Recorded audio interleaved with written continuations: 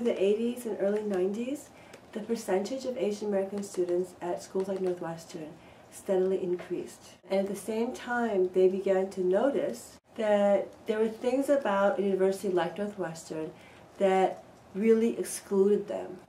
That the culture excluded them in many ways, that the curriculum did not reflect their histories or their interests, and that college, again, was a place where they were expected to assimilate into majority white America. So at some point, they decided that the strategy of going to the administration, presenting a huge, thick report, and making the argument politely wasn't getting through, and they said, okay, let's do something more dramatic.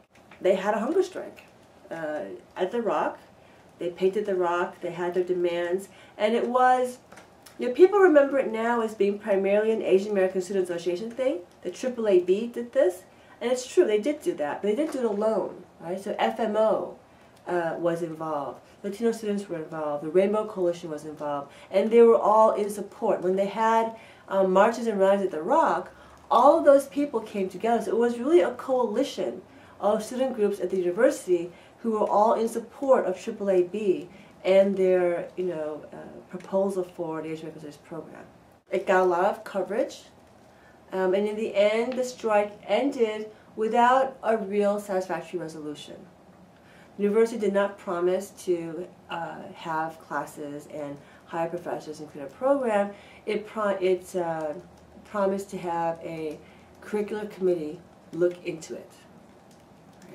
And that was how it ended in the spring of 1995.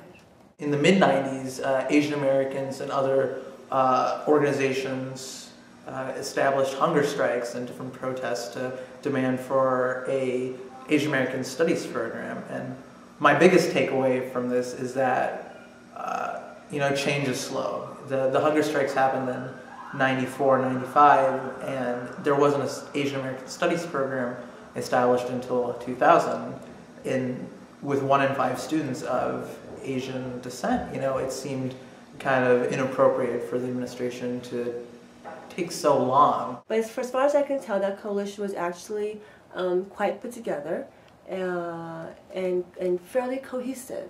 And the student group members did a really good job before they graduated of passing on the history and the commitment to the underclassmen, who then became upperclassmen, and kept up the pressure and kept up the struggle.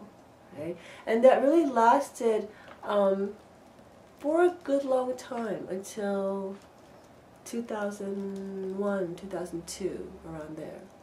We really wanted to cover topics that include maybe something that's a little bit more political. We will be inviting alumni to come and sort of explain to Asian Americans, and of course the general Northwestern community, sort of the history of Asian American activism on campus.